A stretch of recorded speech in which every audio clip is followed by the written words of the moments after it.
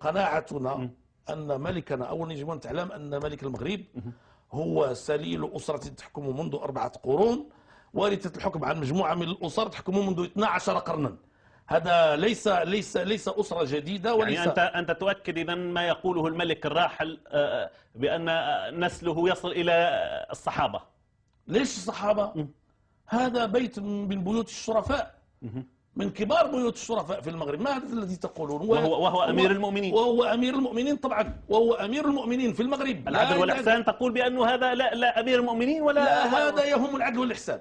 أدعوهم واسألهم.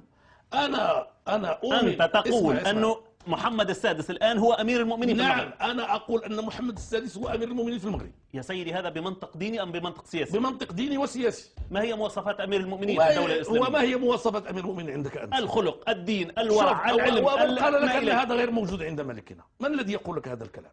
هذا كلام مرفوض. أنتم تذهبون للبحث في قلوب الناس، وأمراء المؤمنين عبر التاريخ مختلفون. كان في عمر بن الخطاب، وكان في معاوية بن أبي سفيان، وكان فيهم المولى إسماعيل، وكان فيهم هذا أمير المؤمنين محمد السادس. أعجبك الحال هذا حقك، لم يعجبك هذا حقك. لكن يجب أن تكون مقتنعا بأن المغاربة هم على هذا الأمر منذ قرون. يسمون ملوكهم أمراء المؤمنين، وهم كذلك باعتبارنا أن أمة من المؤمنين وهذا أميرنا. قد تسميه ملك المؤمنين لأنه يحكم يا إلى أستاذ الأبد. يا أستاذ، نعم. كلمة أمير المؤمنين لعلمك لم تأتي لا في القرآن ولا في السنة. نعم. هذا اختيار عمر بن الخطاب رضي الله عنه لما كان يقال له يا خليفة رسول الله صلى الله عليه وسلم، قال إذا مع الثالث ماذا يقول؟ يا خليفة رسول الله صلى الله عليه وسلم، هذا لا يناسب، فلنختار صفة. قال هذا أنتم مؤمنون وأنا أميركم فأنا أمير المؤمنين.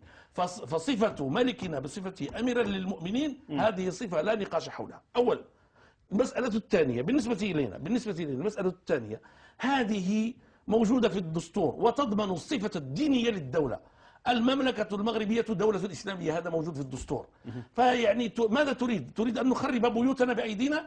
لا، يعني هذه دولة إسلامية وملكها أمير المؤمنين، وهذا هو الذي يعطي فرصة للمطالبة بتطبيق كل ما أمكن من الدين الإسلامي، لأننا في دولة إسلامية ملكها أمير المؤمنين. قد تكون ملكية إسلامية وقد تكون جمهورية إسلامية. لماذا لا تكون جمهورية إسلامية؟ شوف، أنا سأقول لك، الذي يقول هذا الكلام لا يعرف التاريخ ولا يعرف مصلحة البلد ولا يعرف المغرب أصلا.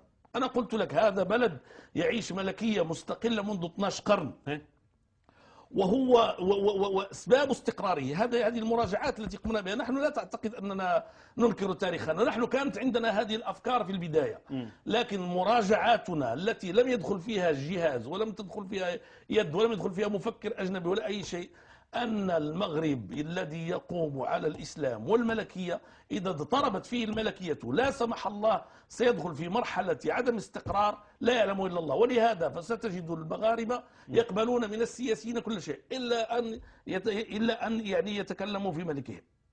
ولهذا أنا لا أريد العودة إلى سنوات الحسن الثاني الراحل السابقة والسجون. هو استقرار. إيش حكاية السجون؟ استقرار بقبضة الحديد وليس استقرار. هذا الذي تقوله غير صحيح.